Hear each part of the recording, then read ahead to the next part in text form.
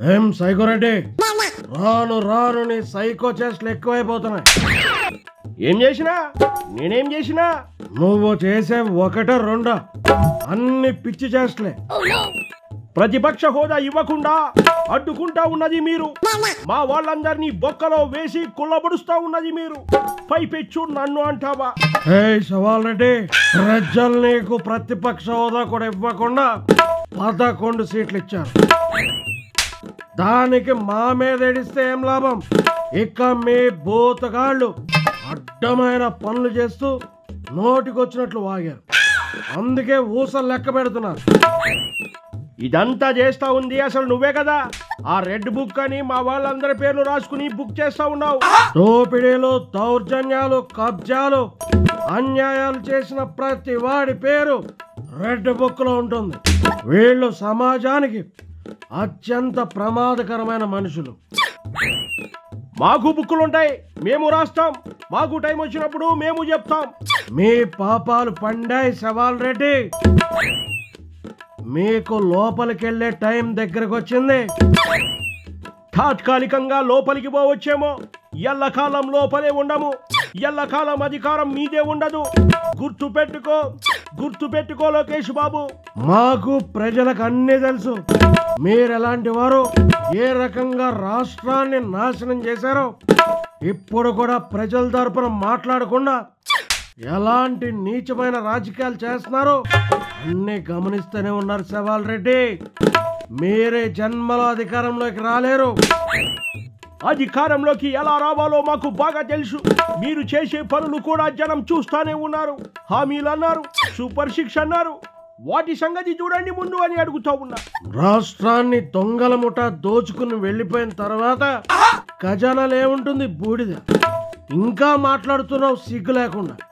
మేము ఖజానాని పెంచే పనిలో ఉన్నాం. ఒక్కొక్క హామీని నెరవేర్చడానికి రంగం సిద్ధం చేస్తా ఉన్నాం. ఎలా ఇస్తారో నేను చూస్తాను. హామీలు ఎలా నెరవేరుస్తారో అది చూస్తాను. మొదలు పెట్టారు. అసలు నీ బాధ ఏంది లవన్ మోహన్ రెడ్డి? రాష్ట్రాన్ని విచ్చలవిడిగా దోచుకు దెబ్బారు మీరు. ఏం దోచుకోలేదు, ప్రజలకే పంచి ఇచ్చిన. అందుకేనా 11 సీట్లు ఇచ్చింది ప్రజలు మీకు? అది ఈవీఎంల కుట్ర. మరి 2019లో మీరు గెలిచింది కూడా ఈవీఎంల కుట్రతోనేనా? అప్పుడు కరెక్ట్ గానే ఉన్నాయి. మాట్లాడితే మీనింగ్ ఉండాలి. అసెంబ్లీకి వచ్చి మాట్లాడు. ప్రతిపక్ష హోదా ఇస్తే మాట్లాడతా. మేం మాట్లాడుతుంటే మధ్యలో గోల చేయిస్తావు. మరి నన్ను చిత్తుగా ఓడించినారు. నాకు మండుతుంది, అందుకే గోల్ చేయిస్తా ఉన్నా. ఒక్క కొత్త కంపెనీని రాష్ట్రానికి తెచ్చారా? కనీసం కట్ డ్రైవర్ కంపెనీ కూడా మీ అధికారంలో తీసుకురాలేదు. మీరే అవి రాకుండా చేశారు. అయినా మాకు కట్ డ్రైవర్లతో పని లేదు. ఏం మాట్లాడుతూ ఉన్నావు సైకోరెడ్డి?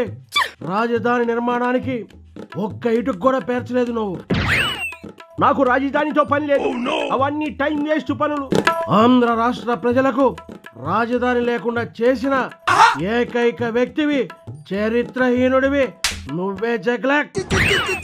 జనాలకి డబ్బులు వేస్తా ఉన్నాగా, ఇంకా రాజధానితో పని ఏమిటి? డబ్బులు వేస్తే సరిపోతుందా? ఎంతో మంది చదువుకున్న వాళ్ళు ఇక్కడ ఉద్యోగాలు దొరక్క పక్క రాష్ట్రానికి వెళ్ళిపోతున్నారు. పోతే పోని, నాకెందుకు? నీ సైకోతనం వల్ల, నీ తుగ్లక్ చేష్టల వల్ల ఇక్కడ ఆంధ్రాలో నువ్వంటే ఎప్పటికీ డెవలప్ అవ్వదని ప్రజలు నిన్ను చీకొట్టారు. అబచ్చా చా కాదు, చూస్తూ ఉండు.